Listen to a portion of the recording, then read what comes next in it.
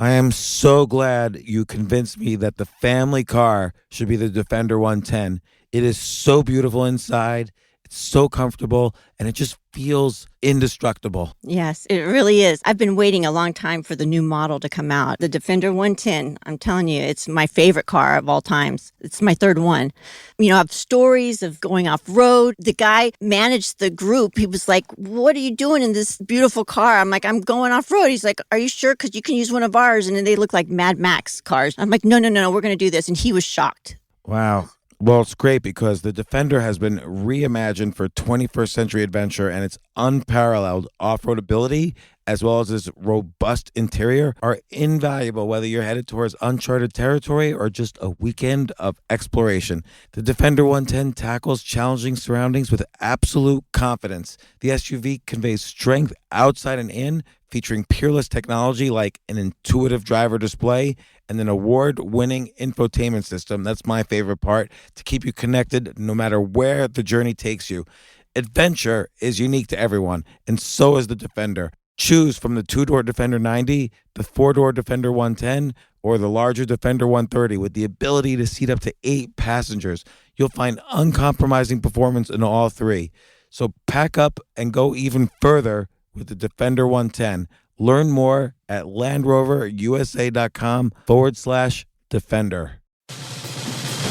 These days, we're all investors, trying to be smart with our money despite our worst impulses. But at iShares, we believe that deep down inside of every investor is a better investor.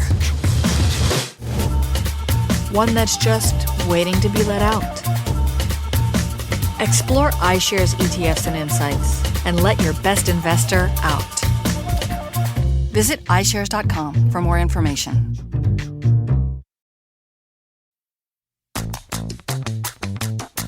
This isn't your average business podcast, and he's not your average host. This is I Will Make You a Millionaire, another episode helping someone reach their goal of making millions. But yeah, I see like you're getting good feedback. Like, have you like getting like any positive feedback? Like people write to you and stuff?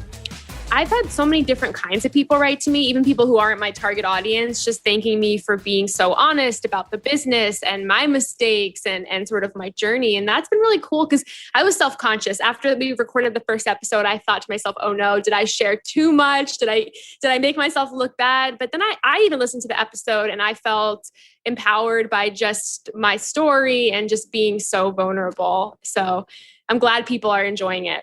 It's also crazy. It's a little bit trivial. Like your episode is also the first one on the series that have a different intro music. Oh yeah, I heard that. I was, yeah. I know. I loved it. I was like, this is so cool. I get a unique intro. Yeah. From now on, it's gonna be that. But like yours is the first one that did that. Yeah, that's so funny. I liked it. I loved it. Yeah, I was pumped. I got so many messages from people, and it was awesome. It was awesome to see so many people listen to it and relate to aspects of it. Yeah.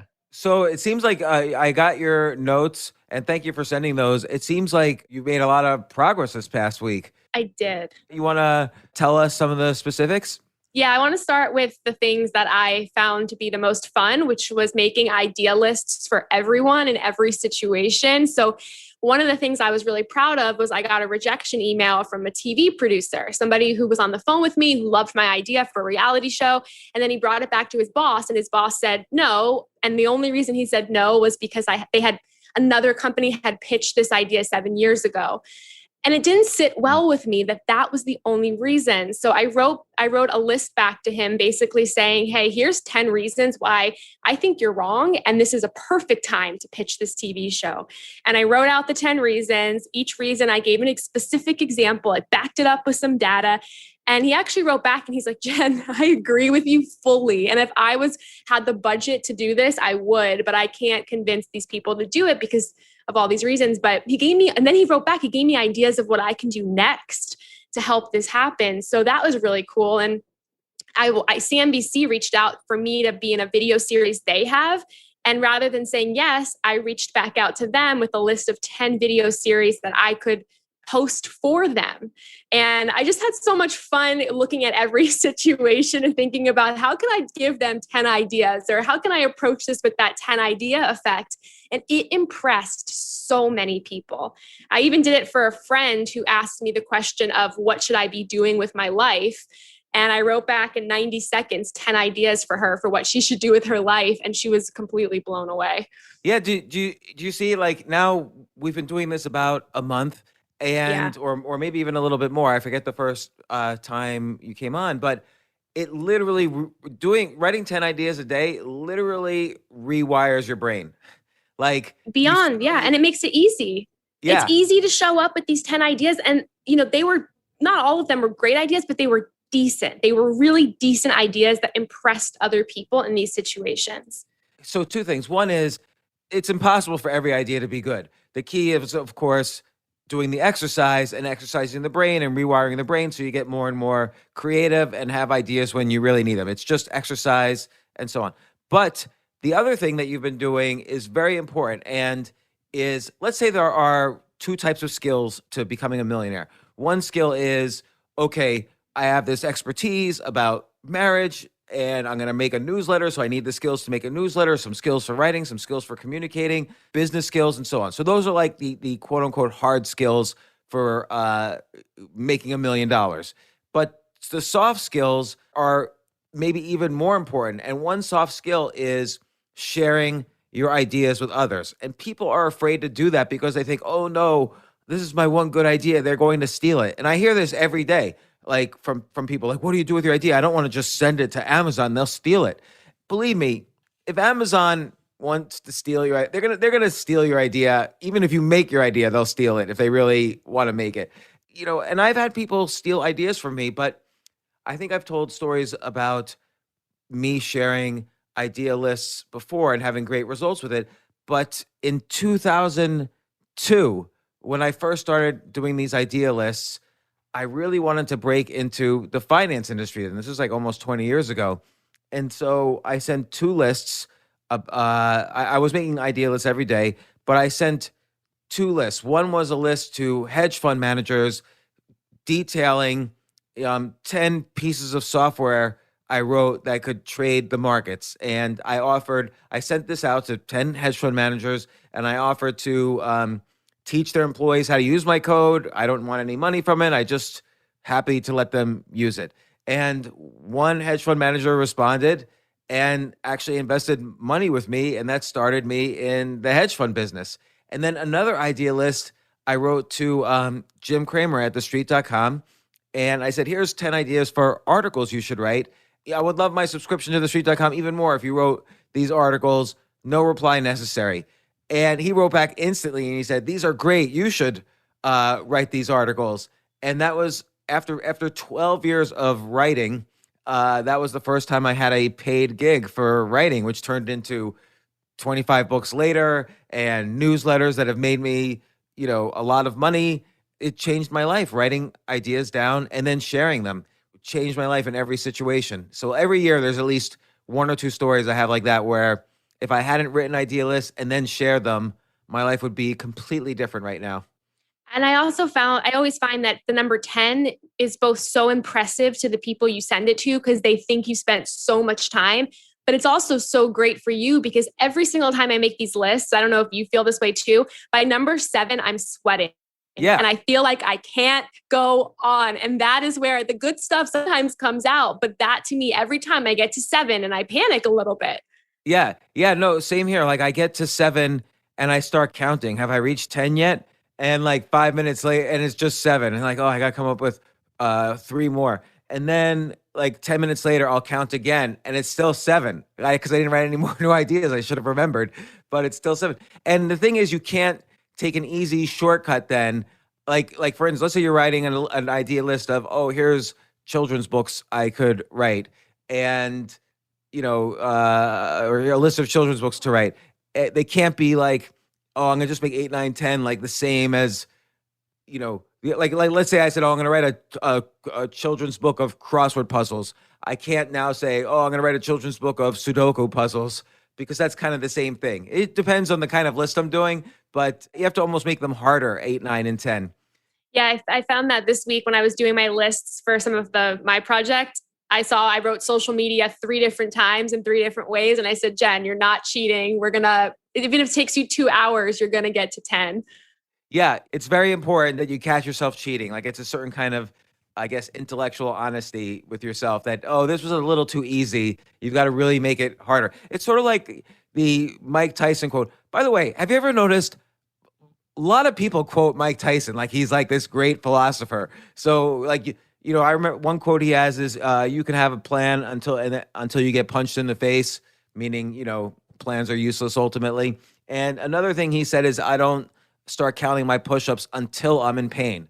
And so it's the same thing with these idealists. Ultimately, the first 7 are easy, and then you do 3 that you're in pain. And it's like, it reminds me of that Mike Tyson quote, the great philosopher Mike Tyson. Okay, so you shared some, and how did people respond? Like, did the TV people respond to the video hosting?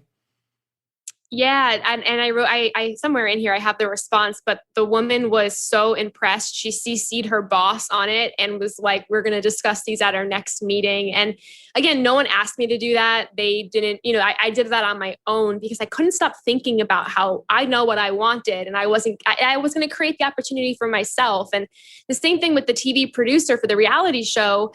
The rejection didn't sit well with me. It seemed like a cop-out. So I just thought to myself, I got to put out these 10 reasons why I think now is a great time for a show.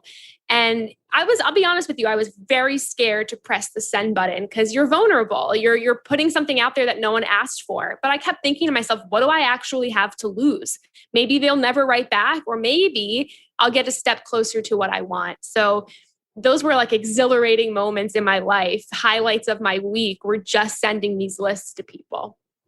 Yeah, no, it's a full-time job being an idealist creator, if you want it to be, meaning Yeah. it really is a source of millions of dollars. Like it could create careers, it could create projects, it could create, and you realize you have the energy to do more than one thing, because if you pitch 5 different ideas to 5 different people who like them, some subset of those 5 you'll be able to do. You'll have the energy to do.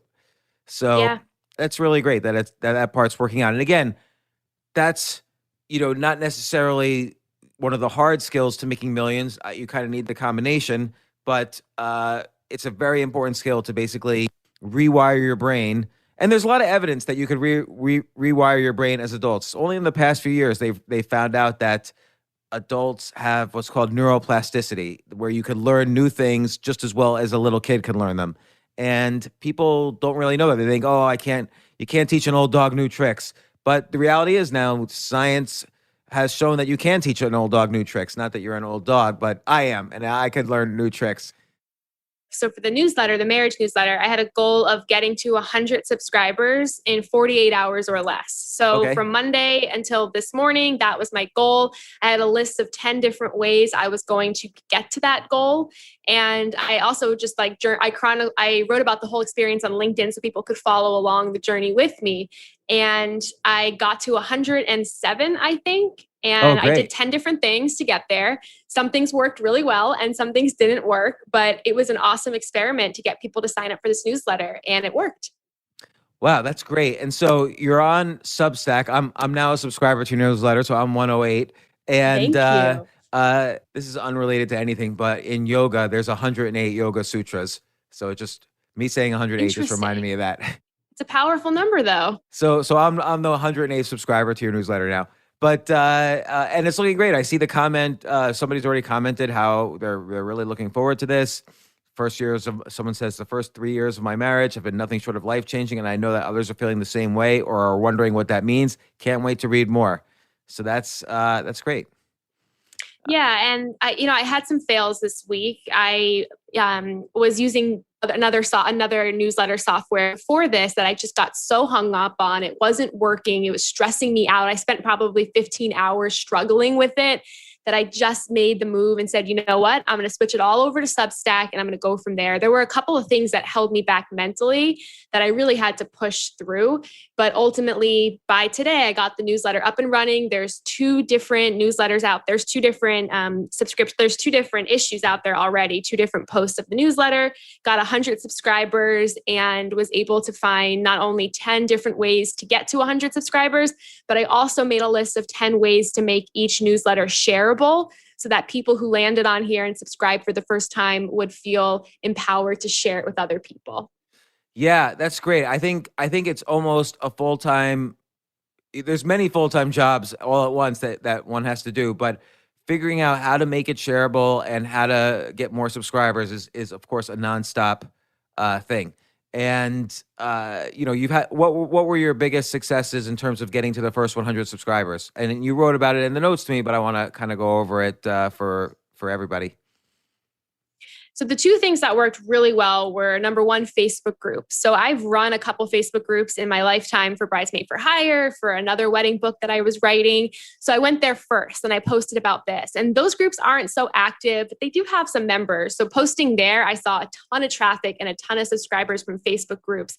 I also did some research and posted in about 5 or 6 other Facebook groups where either people were in the process of getting married or were in just sort of my overall demographic. And I saw immediate traffic, immediate subscriptions there. I found a lot of people who weren't married yet were rushing to subscribe to this because maybe they're feeling some of the feels that could happen. That is a great point. Yeah. And the second thing that worked really well was reaching out to my email lists. I have about 60,000 people subscribed to my Bridesmaid for Hire email. I have about 5,000 with another email list I have. And I sent out really personal emails, almost with personal stories. And I made it very interesting. And I got a ton of traffic that way as well. So those are my 2 ways that worked well. And those 2 ways didn't cost me $1 to do.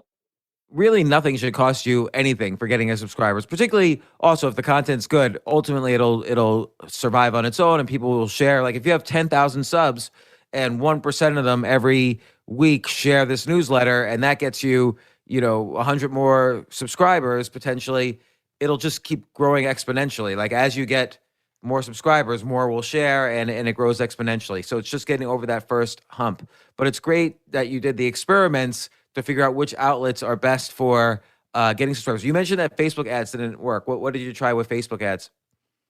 I tried 3 different ads on Facebook. I tried 2 that were short videos, 1 that was just a photo with text. I didn't get any subscribers from it. I spent a total of $30, I think, over the course of 2 days.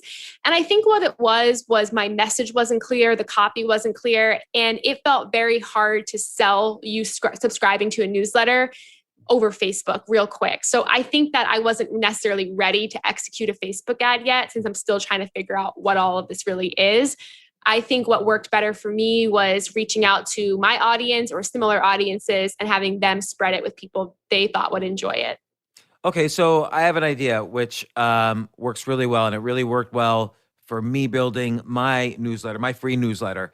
And it's this software called King Sumo. Have you heard of that software, King Sumo? I have. I think in the past I put it on one of my websites for like their heat map feature or something, but I haven't used it in years. That might be a different thing. There's AppSumo, there's King Sumo, Yeah, I think I used AppSumo. You're right. So what King Sumo is it's a contest. And here's how it works. So let's say it's a contest for your subscribers. Let's say I'm going to just hypothetically make something up. Let's say I have a newsletter about computers and I'm going to give away the latest MacBook. Okay, I'm just making this up.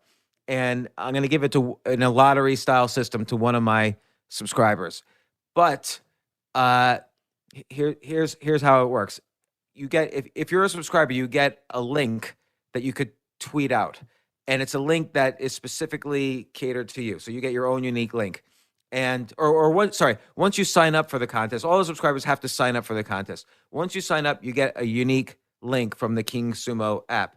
And then you share, you tweet that link, and then anyone who signs up for the contest because of the link you tweeted, you get 5 more entries into the lottery. And now they all subscribe to the contest. They all enter the contest. And when they enter the contest, they automatically subscribe to your newsletter.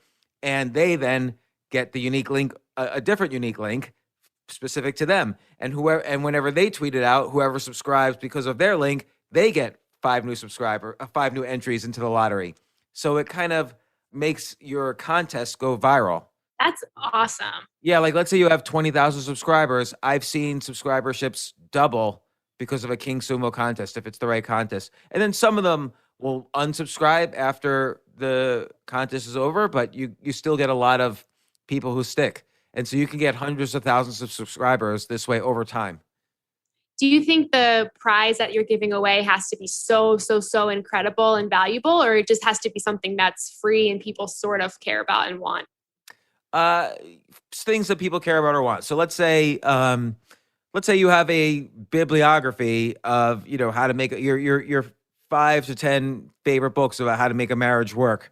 You'll give that away for free to whoever wins.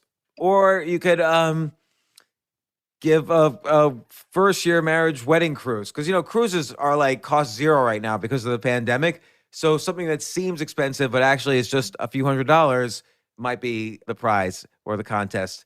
So it's just something to think about. Maybe it's a little early right now to use a King Sumo, but after you have 1,000 or 2,000 subscribers, it could start to be very useful. And you could do it like once a quarter. And it's not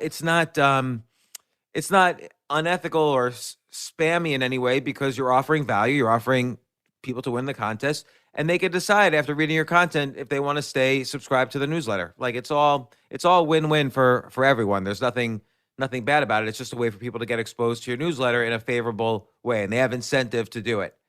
Yeah, I think it's awesome for my audience because I know a lot of people who are getting married or maybe even recently married. They love a good giveaway. I mean, that's like the wedding industry, and giveaways is everything to people. So I think this could fit really nicely into the audience I'm trying to go after too. Yeah, and just brainstorming a little, you could even make the giveaway, whatever you're giving away, part of the business model. And what I mean by that is you go to a bunch of, wedding providers, like here's a flower store, here's a whatever, I don't know what people buy for weddings. And you could say, listen, I'm giving away only one. I have 40,000 subscribers. Once a quarter, I give something away. Would you like it to be your product? And if yes, it costs $5,000, and you beat out all the other people who want to give something away. Or you can have people bid for the right to be the gift for your subscribers. Yeah, I think it's such an awesome idea. And getting to 100 was not terribly hard in 2 days, but I want to really try to now take it to the next level. And I think this is something that could help eventually really do that. And how often are you planning on writing a newsletter? I posted that I'm gonna write once a week, every Sunday. Okay, so what I would recommend, and this is going to sound like overkill, I would recommend every day. And I know that's impossible, but this basically, it's not that the more you write, the better you'll do. If you do 100, let's just hypothetically say, let's exaggerate and say, let's say you do 100 a week, that's no good. You'll lose subscribers. Yeah. But I find that the fastest way to grow a newsletter is every single day, or worst case, 3 times a week. So this way you're always on people's mind. But that's not necessary. I'm subscribers to some newsletters where I don't get it every day. But I've noticed actually that most of the newsletters I subscribe to, or at least the ones I remember, I'm getting something every day from them. And so it could be like maybe you answer a question on Quora and you use that as your newsletter of the day. Or maybe you find some interesting story about weddings or some fact that you didn't know and you just write it up. It doesn't have to be huge, but ultimately when people do this as a newsletter, as their full-time way of making money, it's easier for them to write one every day. My biggest fear is always entering people's inboxes and annoying them. And I guess I have to get over that, because my biggest fear is I can provide you really great content every day, but am I going to annoy you? Or are you going to leave? Is this a bad mindset to have, that I'm worried people are going to leave? Yes, you're going to annoy some people. And yes, your content's going to be so good that most people will want to read it. So here's what will happen. You could have either 400 really happy, satisfied readers, or you could have 40,000 readers, of which 1,000 get annoyed every week, but you're adding 2,000 every week. So, right. So that's the way to think about it, really. It's still, if you have 1,000 people annoyed at you, that means you have probably 30 or 40,000 subscribers. So it's an abundance mentality to be happy you have people annoyed at you. So and again, I know it's hard work to write one every day, but that's how you really stay in front of mind, that they really know you're communicating with them. Like I know every day I'm going to get, I subscribe to one called Exponential View, which charts, it has some exponential chart. Like I'm looking at it right now, actually. I have it on my screen. The price to program cells is declining at Moore's Law style rates. This means like using genomics to edit like stem cells. The price is getting cheaper every year. It decreases 50% per year, which is unbelievable. Like in 2000, it cost $1 million. Now it costs less than $100. And then he has another one, PubMed query results by year. So this is more people are requesting research on pharmacology for some reason every year than the year before. And here's the speed of supercomputers. Gold as a percentage of U.S. assets is going down every year. So I get all these like interesting little charts every day about things that are that are growing exponentially. That's one of like, let's say 10 newsletters that I subscribe to. And I get it every day. Do you think the format has to be the same every day? Or can one day be the question and answer, one day be a very long one, another day be something else? I think the closer to your format is, the better, but much more important, like 10 times more important, is every day or 3 times a week or whatever you decide to do. So as long as you're in, they see your name, but they all should be high quality. So that needs to stay consistent, but the format doesn't have to stay the same. Although I would say like that one I just was reading about, Exponential View, it's called, they have the same format every day because it's just like 4 or 5 charts per day and like a 1 paragraph explanation of what the chart means and then a link to the source. So that's great. That's it. It probably takes him about a half hour every day to do it. So some formats are a little easier to do than others. So, that's why I think the format can change a little bit. And maybe you could even say, okay, here, this every Sunday is the deep dive one. And then the other days are, here's a good book, or here's some 10 articles about marriage I just saw, or 5 articles that you should read, or here's some data about marriage that I didn't know. I'm sharing this, and here's the most popular food eaten at weddings every day, and like it was in your newsletter that you already put out. Again, my eyes went right to, of course, the true statistic on how many marriages end in divorce in the first year or the first couple of years. 50% of marriages end in divorce. Like, so people love facts, because this is something that's interesting actually about financial newsletters. Because I always wonder with financial newsletters, people pay for those, but most people that I know subscribe to financial newsletters never do the investments that are recommended. And I finally figured out why. It's because, yes, they're informative and it's interesting information, but really people just want stuff to talk about with their friends. Like, oh, have you seen this stock? Did you know this about what Elon Musk is doing lately? Or here's this little company that Jeff Bezos is involved in. Like, people just want stuff they could say at the water cooler or a cocktail party or whatever. So they want entertainment just as much as they want, and they want information they can share so they appear smart. And they are smarter because now they have this new information. So just having those interesting facts is interesting.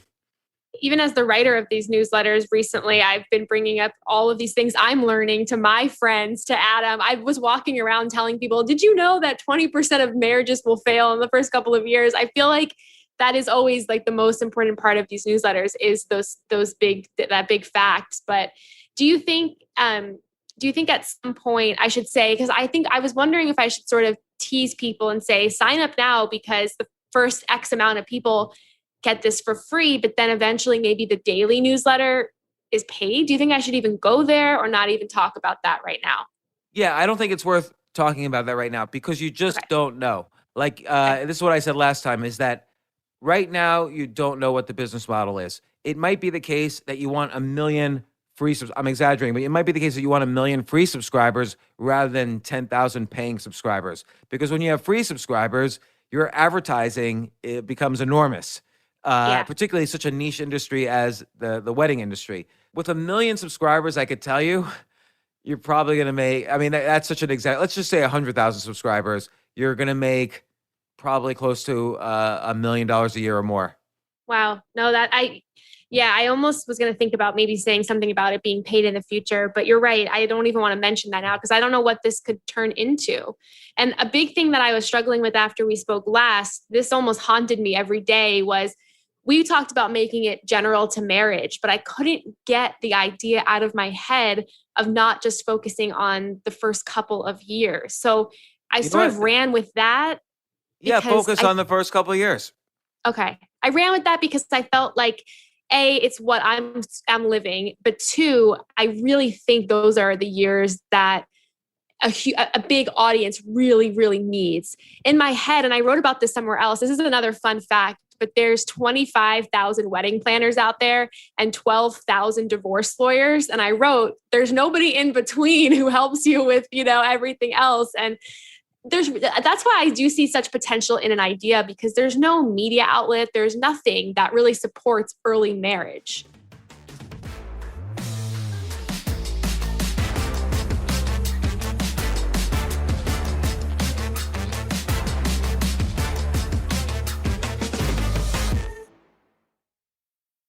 Oh my gosh, I love these clothes. Mizzen and Main, that's Mizzen and Main. It really is the most comfortable work clothes. Travel clothes. I had to travel this whole week. I'm traveling for a week and a half, and I just took Mizzen and Main clothes with me. Close out 2023 in style with comfortable, breathable, packable, and machine washable pieces from Mizzen and Main.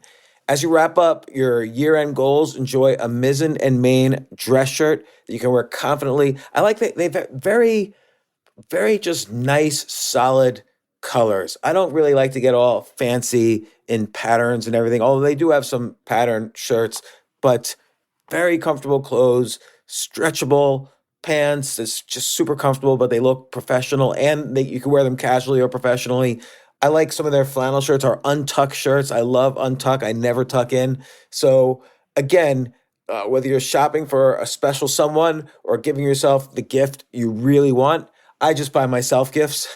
Mizzen and Main is the perfect gift for any guy who works, travels, and or cares about looking and feeling great. As you could tell by my many photos across the internet, I care about looking fantastic. I'm practically a model. And let's be honest, every guy loves to look great. So again, shop now at mizzenandmain.com and save 20% when you spend $130 or more using promo code James. That's promo code James at Mizzen and Main, Mizzen and Main.com.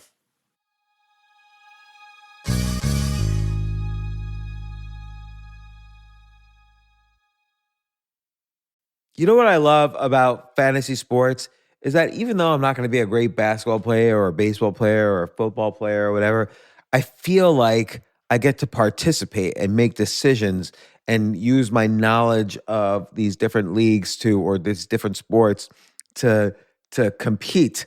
So it's like I can pick my team or I can pick my favorite players, and I could use my knowledge to make predictions and maybe even make money.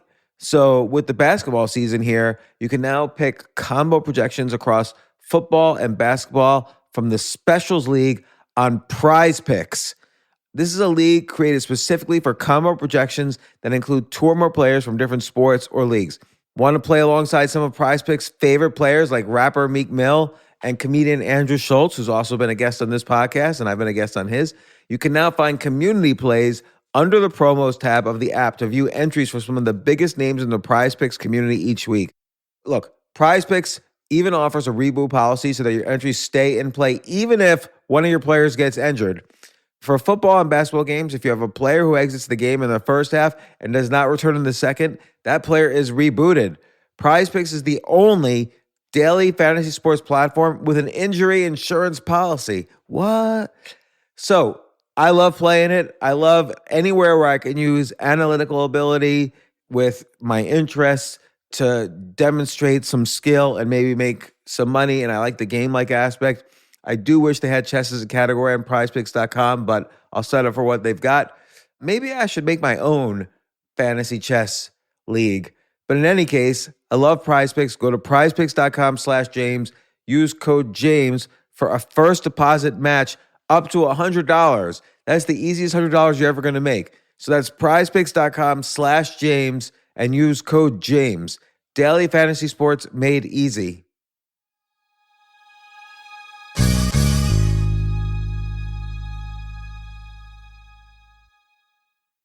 The future of learning is definitely online. Like, it's such BS that you have to spend $200,000 or take $200,000 in loans and go to some fancy school when it's useless. It doesn't guarantee you a job.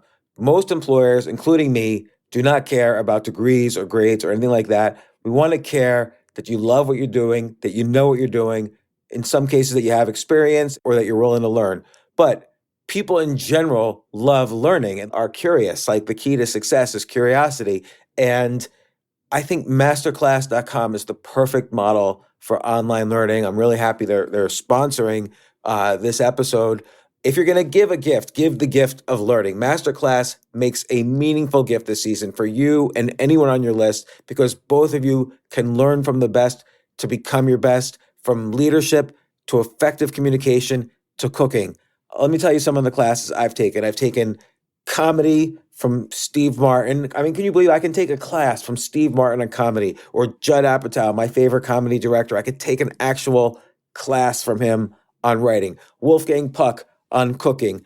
Dan Brown on writing, or Judy Bloom, who's been on this podcast, on writing. By the way, Wolfgang Puck also has been on this podcast. It's such a pleasure. I try to take classes all the time from masterclass.com. And whether you're watching Masterclass on TV or listening in audio mode in the app or on their site, the quality speaks for itself. It's like these Masterclass instructors are your own personal mentors that are going to help you reach the next level. How much would it cost to take one-on-one classes on comedy from Steve Martin or on chess from Gary Kasparov? You just wouldn't be able to do it. But it would cost hundreds of thousands of dollars. With a Masterclass annual membership, it's $10 a month. Memberships start at $120 a year for unlimited access to one-on-one classes with all 180 plus Masterclass instructors. So it's not just $120 for one instructor. You get all 180 plus Masterclass instructors. Boost your confidence and find practical takeaways you can apply to your life and at work. And if you own a business or are a team leader, use Masterclass to empower and create future-ready employees and leaders. That's the real education in today's world. So this holiday season, you can give one annual membership and get one free at masterclass.com/JAS. JAS, of course, stands for the James Altucher Show. So right now you can get two memberships for the price of one at masterclass.com/JAS. Masterclass.com/JAS. Offer terms apply.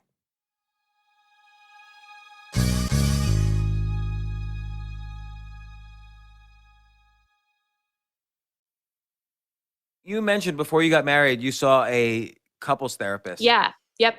And I think, first off, I'd be curious how many couples therapists succeed at helping the couple. I kind of think once, not in your case, because you know so much about marriages and you've seen what could go wrong in so many different cases. But I think by the time most couples go to a couples therapist, it's already on the slippery slide down, and that's just part of it. So I'm just curious, like, that might be a whole thing. Like, when should one see like the 10 different times someone should see a couples therapist?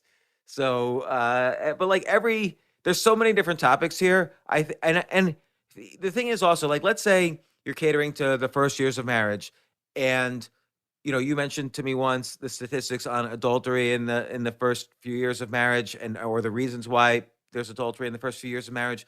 Well, guess what? People who are married for 30 years also have to deal with adultery.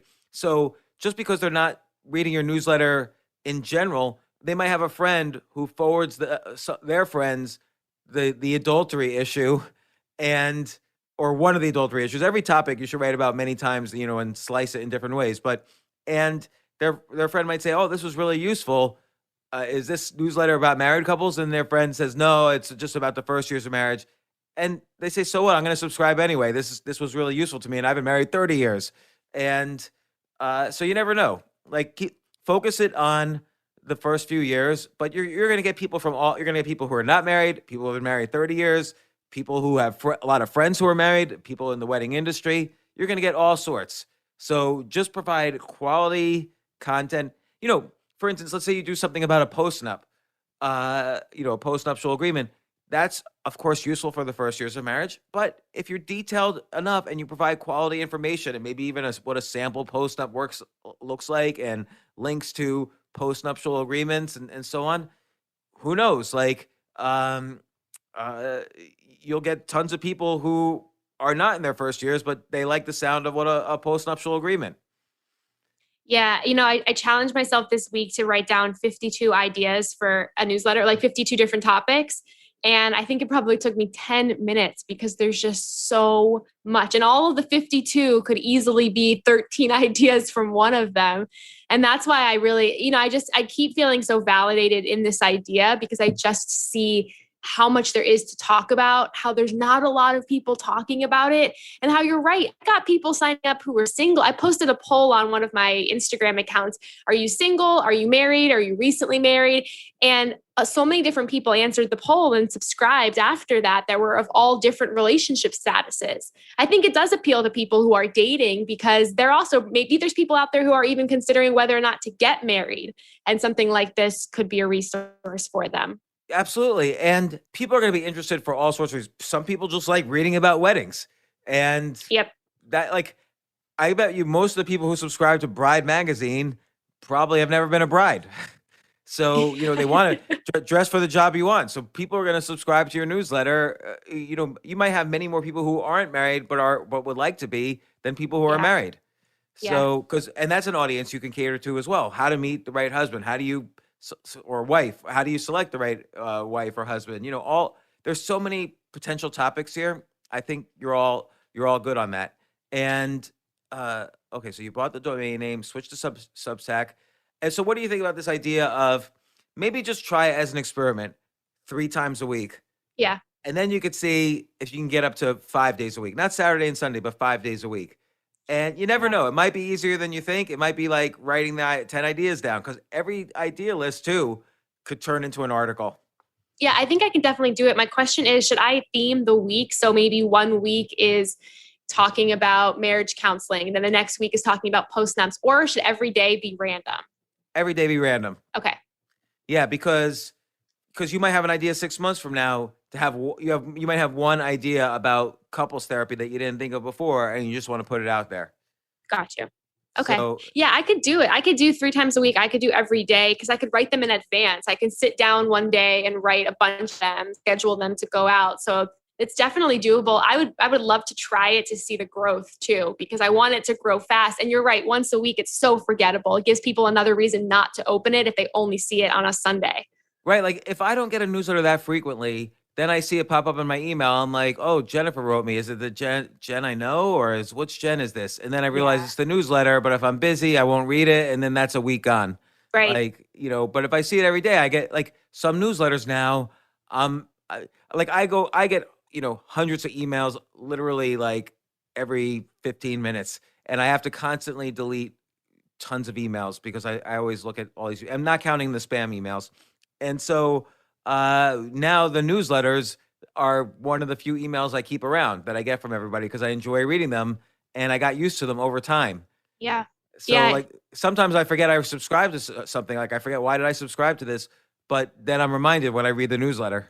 You've almost built a relationship with the newsletter where I want them to look forward to getting this in their inbox. But yeah. I think so. I'm guessing the primary goal right now with this is to build subscribers. That's my number one thing I'm working toward here, is to get this to have more subscribers. Yeah. And again, the reason is we don't know. Nobody knows the business model when they first start a business, unless you're like, I don't know, a deli or something. Then okay, I want to sell more. Actually, even then you don't know the business model. Like for instance, what's the business model of a comedy club? Like you would think, the business model of a comedy club is to have good comedians and sell tickets. But actually, the business model of a comedy club is to sell a lot of alcohol with the excuse that people are coming to your bar because they could hear comedians. Yeah. So nobody really knows the business model of their business until they're doing it for a while, and then the business model starts to congeal, and you start to figure it out.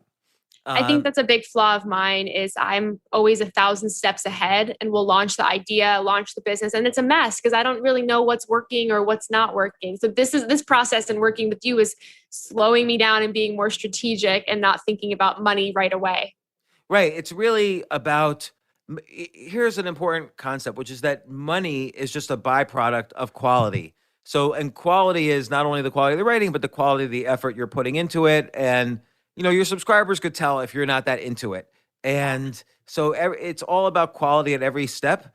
And then the money just sort of happens. And I know if one is impatient for it and wants to start charging, once you start charging for anything, you put a cap on where you are. Like the business changes at that moment and you're no longer going to grow as quickly because now you have to focus on something else, which is money. Yeah. So you want it to grow quickly right now. And the great thing about a digital product is it doesn't cost you any money really. It costs you time, but think about it too, that this time is not wasted because every newsletter you're writing, let's say you get no subscribers. Well, okay, now all these new newsletters can be repackaged into chapters for your next book, or they can be repackaged into magazine articles that you might get paid for, or ideas for the TV show, or whatever. Like, there's always kind of a plan B, plan C, but really plan A is the newsletter is going to work. This is a great topic for a newsletter. Okay, so I'm looking at your questions, how to next grow and scale this. I think just growing the subscribers. And I see you wrote down 52 newsletter ideas. These are all great. I wish I had read these in my first, second, third, fourth, fifth, sixth, seventh year of marriages. I haven't yet gotten past a seventh year of marriage, but I wish I had read all of these ideas. Well, maybe that's maybe that's a whole article right there, how to get past that 7-year marriage. Yeah, right.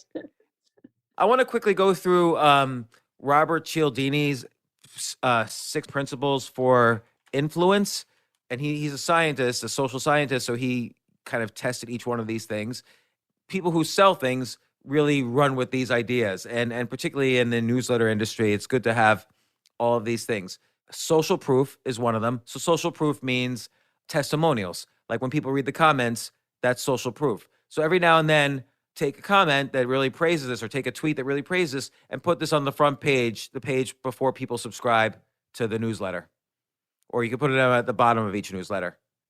And I'm thinking in the future, if I do Facebook ads again, that could be really helpful, is to have social proof in the ads too. And then the next thing is authority. That's where it's similar to social proof, except it's someone or some institution that's famous that people would recognize. Like, oh, Barack Obama likes our newsletter. I'm getting it. So like here, you have, you've had press coverage like from Salon, from the Today Show, and so on. You could put that on the front page before people subscribe. Gotcha. So these are very critical towards, like if somebody's on the fence because they don't want to subscribe to so many newsletters, this will put them over the fence. Liking, I forget what that means. I think it means that people have to like you, but so in your newsletter, of course, you're personal and you're self-deprecating and you're vulnerable. Yeah. And in the written format, that is a critical way you build likability among your readers. If you say, listen, I am the best marriage expert in the world, people won't like you. If you say, listen, I'm just like you, people will like you. I think it's funny how you said in the written world it works. I'm wondering if in the human world it works. Do you think? Because I always think I'm a little too self-deprecating, even in the real world, and I feel like sometimes people don't like that. Do you think that's a good trait to have just in the real world? I think so. I mean, and not as long as it's not like fake, but you're obviously sincerely, interested in sharing of yourself. Think about it. Like I think this is a commonly known thing, but when guys bond with each other, they talk about sports or cars or I don't know, whatever. They talk about guy things. And when women bond with each other, they usually share something. They do a lot more sharing than men do. And I'm not just making this up. There's science about this as well. And for you, I think your sharing comes really naturally. And again, it's a way to bond with others and it increases likability. In the comedy world, this is well known that if you're somewhat self-deprecating, people will laugh a lot harder. And here, a really great comedian, like famous great comedian, once told me, likability is even more important than humor for stand-up comedy because if people don't like you, they will never laugh. But if people like you, they will laugh no matter what. So that's critical. Yeah, likability is something that, because I feel like I naturally don't have a ton of self-confidence. So that's like a skill that I am always working on, because I want to be able to walk in a room and feel comfortable in my own skin and attract people. And that's a tough one to master when you're always bouncing back and forth on how you feel about yourself.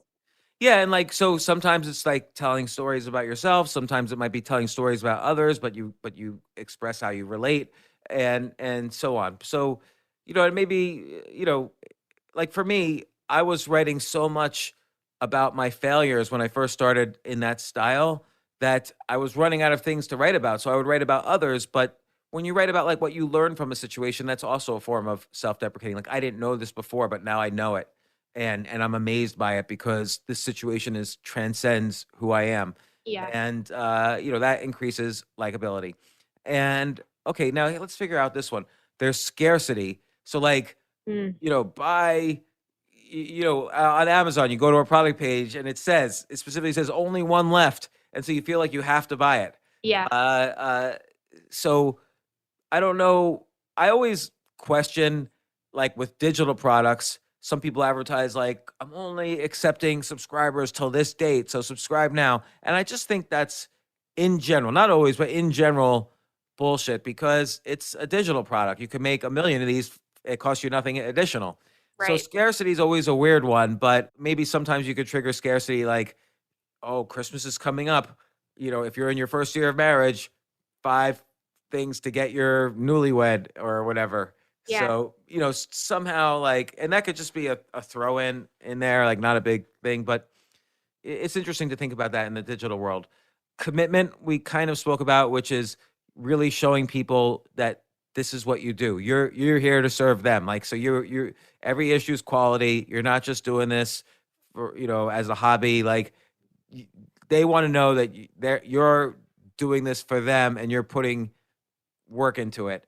So that's commitment. Consistency is even if you do it once a week and it's every Sunday, do it every Sunday. Yeah. Don't do it Monday 1 week, Thursday the next week, Sunday next. If you do it every day, stay consistent with that because they'll miss it, after a few days of not doing it. Now, unless you announce in advance, like I'm taking a 1 week break or whatever. So that's consistency and reciprocity. So reciprocity is like doing a giveaway. Like for instance, you could make, and this could also be on the front page before people subscribe, or this could be in a tweet or an ad or whatever. You can make a list, 101 things I didn't know about marriage until the day I said I do. You get that list from you, maybe that's like a 20-page document or something. You get that list from you if you subscribe to the newsletter. So you're giving something, and in reciprocity, they subscribe to the newsletter, and they don't feel bad about it. They feel good about it because they're getting something right away for it, and they know what they're getting.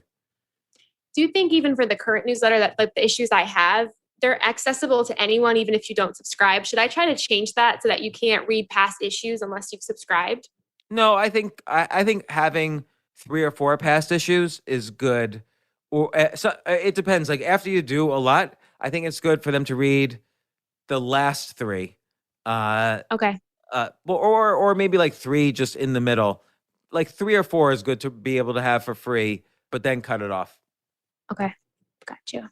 But this giveaway is even on top of that. Like if you subscribe now, and this could maybe be related to scarcity. If you subscribe right now, you'll get my 1,001 things I learned about marriage or 101 things I learned about marriage after I said I do. Like, cool. Yeah, because people think they know everything before they get married, and the reality is they know nothing. So Nothing. Yeah. Yeah. And then they know even less once they're married. And then they think, what am I supposed to do now?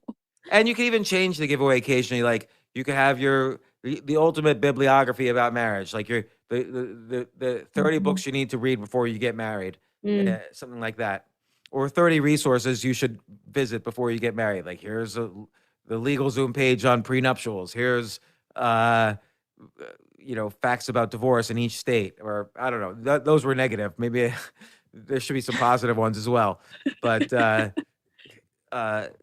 that's, I think about Robert Cialdini's 6 things. There's another one, a 7th one he wrote about called Unity. People want to know that you're like them.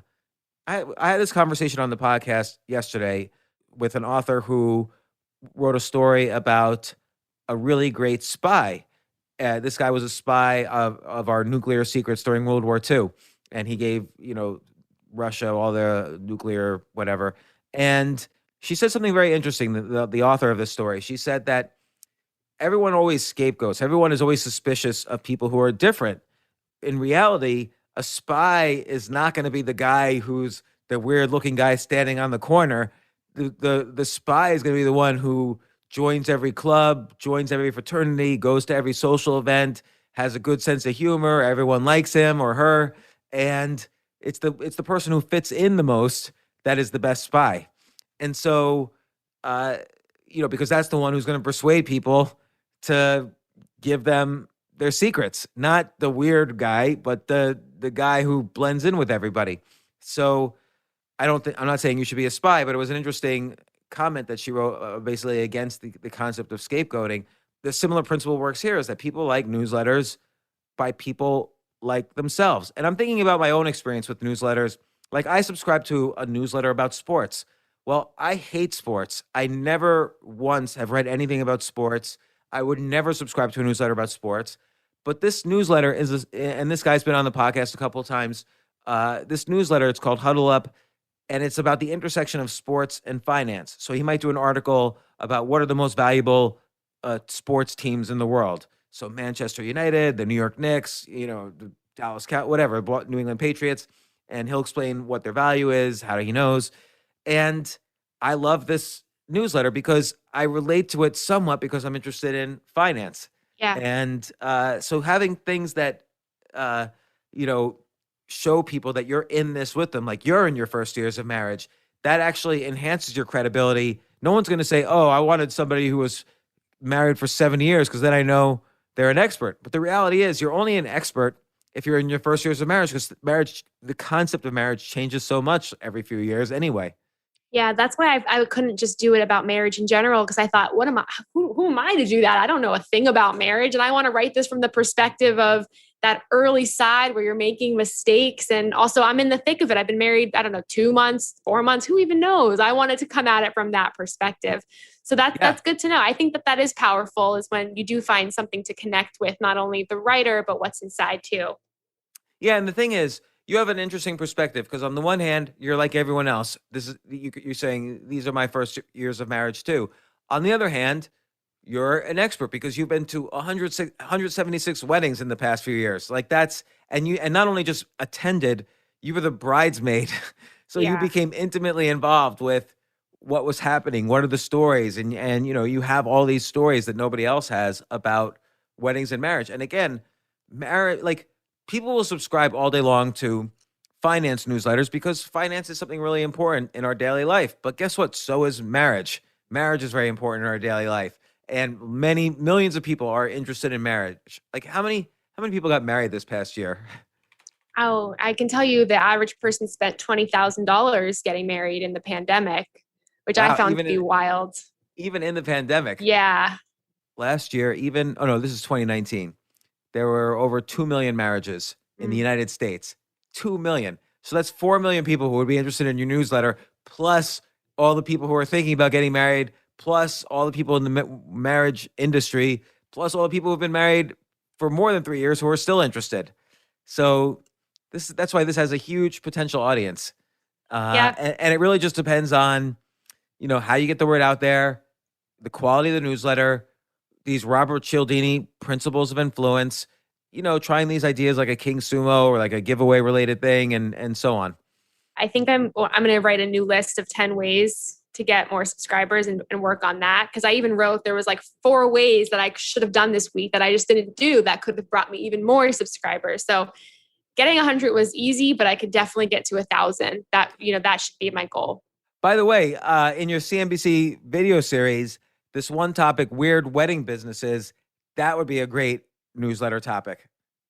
Yeah. I thought so too. Someone reached out to me from CNBC asking me to give them ideas for weird wedding businesses for their article. And they wanted to use me as a source for that. And I thought that could be a whole series right there of weird wedding businesses. Right. So maybe every Monday is weird Weird Wedding Business Monday. I And like it. you have 2 new weird wedding businesses to write about. Some people might subscribe just for that, and they Yeah. might share that all over the place. Like for instance, I would share that with my daughters who are looking for businesses to start. Yeah. So, yeah, a lot of these video ideas that you pitch to CNBC could be also multiple newsletter ideas. And by the way, every one of your newsletter ideas is not just one idea, it's multiple ideas. Because, if you write about post-nuptials, you can write about it again a few weeks later, but with a different slant on it, or a different story or whatever. Or depression, there's 60 million ways people are depressed, and there's things to write about depression in marriage, or how do you explain to your husband or wife who's never been depressed, and what kind of will your treatment affect your libido or affect your relationship or whatever. So there's all sorts of, like, even so you just have the one topic, which is depression, but that's like 50 newsletters right there. I polled my audience, my Bridesmaid for Hire audience. I said, those of you that are recently married, what are things you wish you knew before you got married? What are the biggest problems you're having right now? And it's anonymous to anyone but me. So I got probably like 25 responses from people. I wrote down every single response. And right there, those are 25 ideas for emails too. So it's endless. And I loved hearing it from other people, because I could brainstorm all day, but the truth is there's so many people out there experiencing things I'm not, that I want to know about. So I'm going to continue to do research too, to make sure I'm hitting the hot topics and also hitting them with urgency based on time of year. You mentioned Christmas and the gift guide for Christmas, but in my head, I'm guessing that the holiday season, this is just a guess, might be one of the most tough times for a new marriage, because you're having to make all of these decisions about whose family you're going to go to and things like that. So I also need to, I need to make it a point. Holidays are a drag for married couples. I know in so many ways, in finances, like in literally every single category of a way. I think the holiday season is the toughest on a relationship. Another thing that might be interesting is doing some form of Twitter Q&A. So like maybe, and this could be something that you do on an ongoing basis. So for 6 years, I did this every Thursday from 3:30 to 4:30 in the afternoon. For 6 years, I did a Twitter Q&A where people knew that was like my Twitter office hours. And I did it from 2010 till about 2016. And then I stopped. But I would do it for like an hour, hour and a half. People would ask me nonstop questions about whatever. And then I would write, in Twitter's, you're limited to the size of your answers, but I would write more extensive answers, usually on Saturday. And that would give me an article. But then I took all of my, or many of my Q&A sessions and turned the extended version into a book called FAQ Me, FAQ Me. And then I did another one, which I haven't published yet, actually, called FAQ Me Too, TOO. So there's all sorts of uses for all of these things. But one thing that it did, though, was it got me a lot of subscribers on my free email list. It's wild. The other day I saw that I had tweeted you during the Q&A in 2013, a question. I think it was about, I don't even remember, but balance or something. And you wrote back and I screenshotted it just as a memory. I even forgot what your advice was, but yeah, I remember the Q&As and I remember tweeting you. And it's a great way, again, of connecting with the person if you enjoy what they're putting out there, that one-on-one. Yeah. And you get used to that Q&A format, which kind of fuels. Then you could look on Quora to see if anyone's asked a similar question. And now you have a ready to go answer on Quora or on Reddit. If you could do an Ask Me Anything, an AMA on Reddit, that's usually a valuable sort. Like when the book Choose Yourself came out, I did an AMA that day, and it was one of the most popular AMAs they ever had up to that point. And Choose Yourself was like #1 for Amazon in the entire store. So it really helped propel things. And now you're not even selling anything. You're just giving something for free, your newsletter.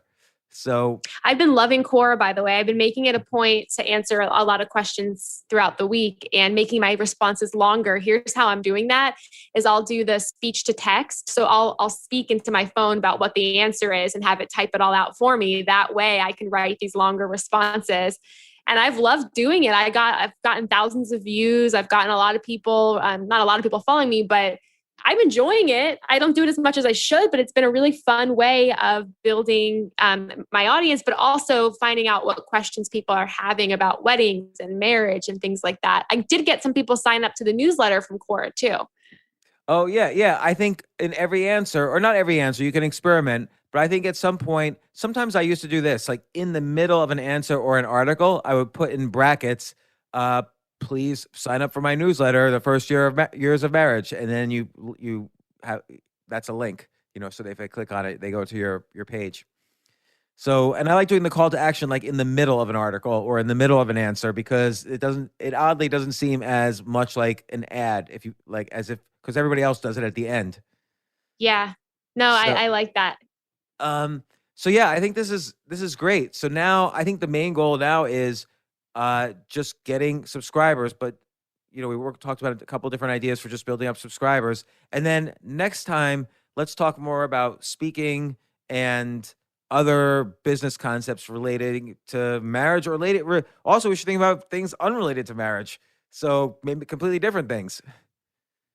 Yeah, that would be cool. I really love this idea, but I'd love to also talk about other things too, and that would be fun.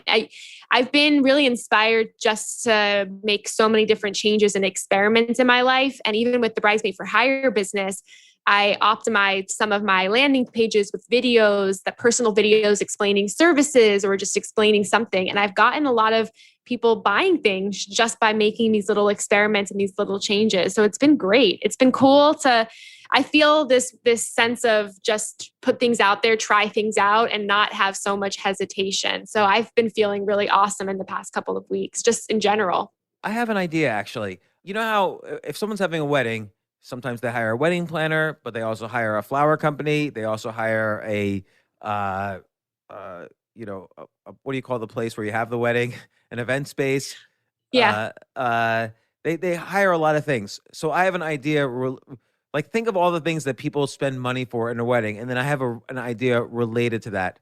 So Okay. we could talk about that next time. And what else is going on? New York's opening up. Are you sticking around New York for now? Are you going on vacation anywhere? We're going to Chicago next week. We're going hopefully to Montana. I've always wanted to go to Montana my whole life. I don't know why, but I've had this calling to go to Montana. So we're booking a trip to Montana. I hear a lot of people from LA are moving to Montana. I hear that's just like how people are moving to Austin. I hear people are moving to Montana as well. That's what I've heard. I don't know why. I've always had an obsession with Montana. So I'm finally getting to go, and maybe I'll move there. I don't know. New York is fine. I feel over New York. I feel maybe that I should have some sort of change in my life. So I'm constantly thinking of perhaps where we can move next. But I have a friend, Jabril, who makes these YouTube videos about different, almost exotic locations. Like, he'll be in Medellin, Colombia, and he'll do a whole video on why Medellin, which nobody used to want to live at because of the drugs, is actually the best place in the world for young expats to live. Or he'll do a similar one right now he's in Ghana in Africa, and he's doing a whole video series on why people should live in Ghana, and he makes it seem amazing. Maybe it is amazing to live there.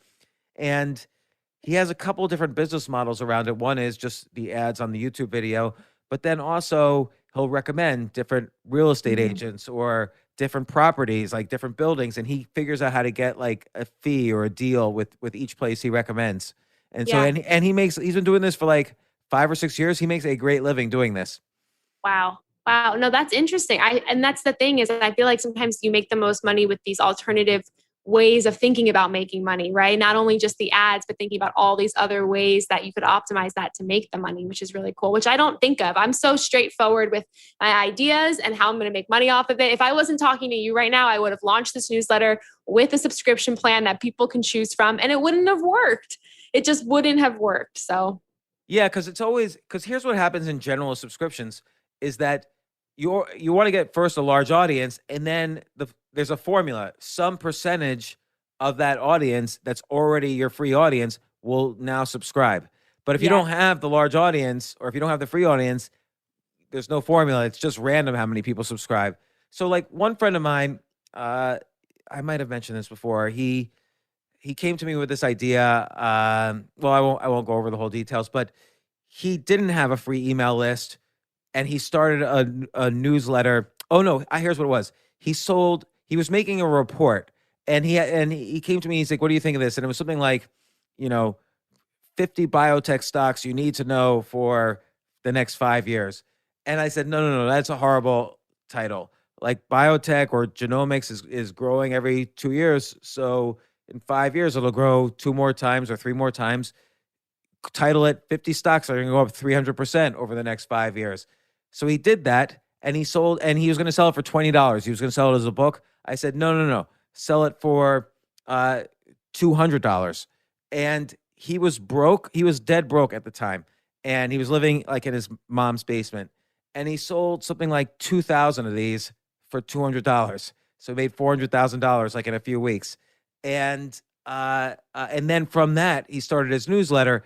But the reason I bring it up is he didn't have a free newsletter at that time, so he didn't know how large his audience was. But he went back through all of his Gmails over the prior 10 years, and there were about 30,000 unique people in it who had written to him about business-related stuff. So he sent this out to all 30,000 people, and he got that's how some percentage of that group bought his report. And now subscribe to his newsletter. I feel like I always hear stories of people who created one thing, sold it for 200, made 400,000. And I always think, well, how did they get people to buy it? So that's interesting that it was almost just going through his old lists and emailing them. Yeah, that it's always, I used to say, so in my very first business, I made websites for, no companies didn't have websites then. I made the original AmericanExpress.com, TimeWarner.com, ConEdison.com, and on and on and on. And the one theme I always tried to practice, and I tried to enforce so everybody in the company would practice it, is your best new customers are your old customers. So rather than putting in all the effort to find a new customer, I'd go back to Con Edison and I'd say, listen, I made ConEdison.com, but now you're working on, spreading all this information about Y2K issues. Why don't you make a separate website about that? And I'm like, oh, great idea. And then that would be a new project for me where I made just as much money as making ConEdison.com. So in the same way, your best paying subscribers are your older subscribers. So that's always something to keep in mind. But anyway, congrats on the great start. I can't wait to read the next issue. That's also an interesting thing is that I wish I could read this every day. I want to be able to read any newsletter I subscribe to. I want to be able to read it every day, not just once a week. So and I know it's harder work, but I think it's important. And I've learned this in various ways. Even for paying subscribers, it's very important to be as much as possible so they know you're in constant communication with them. I never would have thought about the everyday thing, but I'm up for the challenge and I'm going to try it. Why not? I'm definitely up for it. And it seems exciting just because there are so many things to possibly write about too. So I'm up for it. I was doing a newsletter once that was for pay. It was a subscription newsletter, and I was doing once a month. And everybody in the newsletter industry told me, "What are you doing? Your business is gonna go nowhere. You got to do a couple times a week at least if you want to keep these subscribers." And they were right. Like my retention rate soared after I wrote a couple times a week at least. Yeah, no, it makes sense. You're right. If someone's giving me their email, they're wanting that value. I have to stop being so scared to enter their inbox and give them what they signed up for. Yeah. So, all right. Well, Jen, this is great stuff. And how, in terms of everything else, are you keeping physically healthy? Do you get exercise? Are your relationships good? Yeah, I'd say that definitely writing about marriage has made me come to the table with more arguments about marriage. Ironically, I feel like as I'm doing more research about marriages failing and changing, I find myself every day going to Adam saying, did you know that if we don't do this or if we don't talk about this, we have a higher chance of failing? So I think this is giving me more anxiety in my relationship, but maybe that's good. Maybe it's just showing me that it's working or that these topics are worth exploring. And also you are exploring the reason. You're not giving reasons to end it. You're giving reasons to keep it. So exactly. That you're putting, it's that daily 1% improvement in the marriage just pays off in the end. Yeah. Another goal I'm working on is self-publishing my first book. This will be my third book total, but I'm just going to self-publish it. And my goal is to publish it in the middle of August. So I have just 1 or 2 chapters left. And then I'm going through the process for the first time of getting it up on Amazon and selling it by myself. And I'm proud because this is a book that got rejected by every publisher. It's a book I wrote anyway. And I'm excited to learn the process of self-publishing also along the way. What's the title?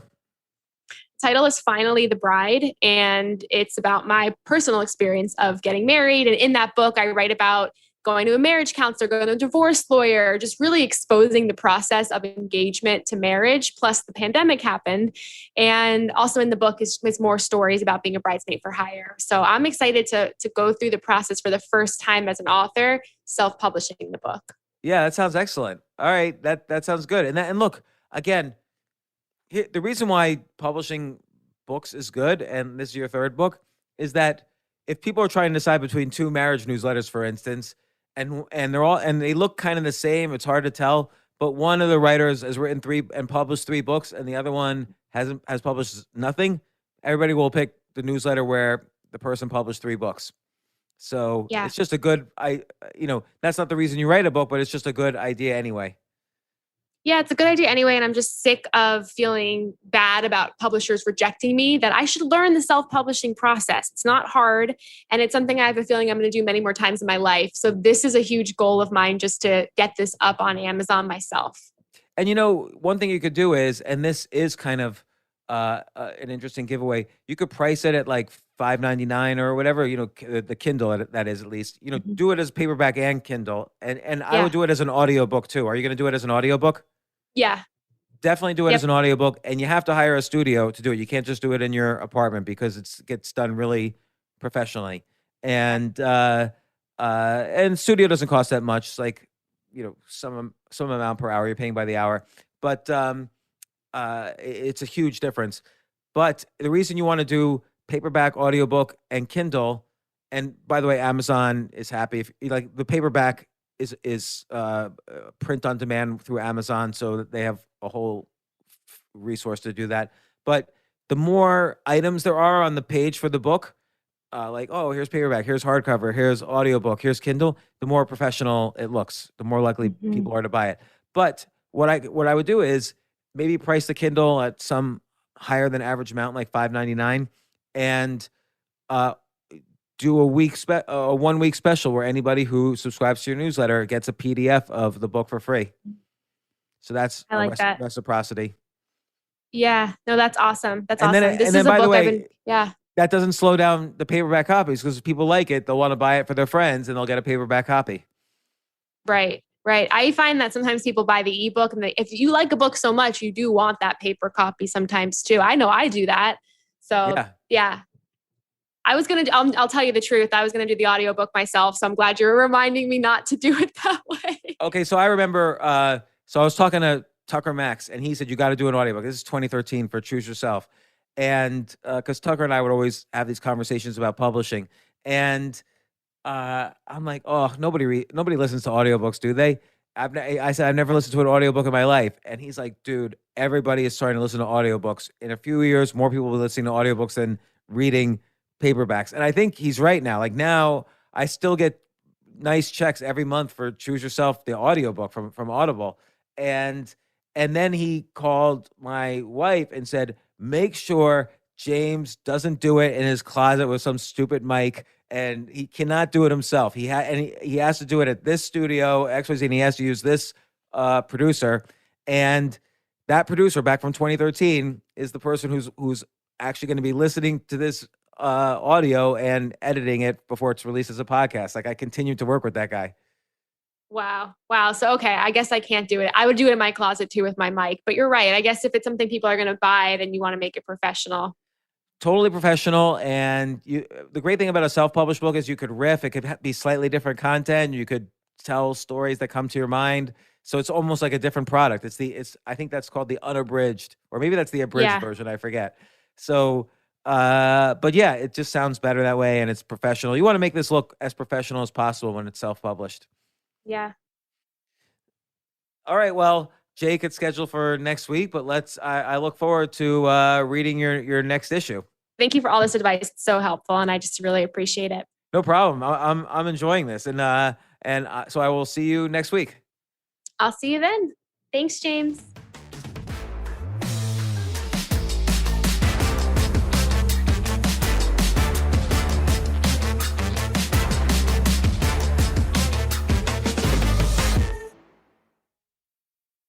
Walmart's Black and Unlimited platform is making it easier than ever to support Black-owned brands. When you go to walmart.com/Black and Unlimited, you'll not only get to shop products from Black-owned brands, but also learn about founders like Janelle Stevens of Camille Rose, which specializes in products for naturally curly hair, or the Allison Devon, founder of T-Spressa, and there are many more awesome products that you have yet to discover. It's all easy to find with Walmart's Black and Unlimited platform. Join in on celebrating Black brands today and every day at Walmart. We are Black and Unlimited. Visit walmart.com/Black and Unlimited to discover more. That's walmart.com/Black and Unlimited.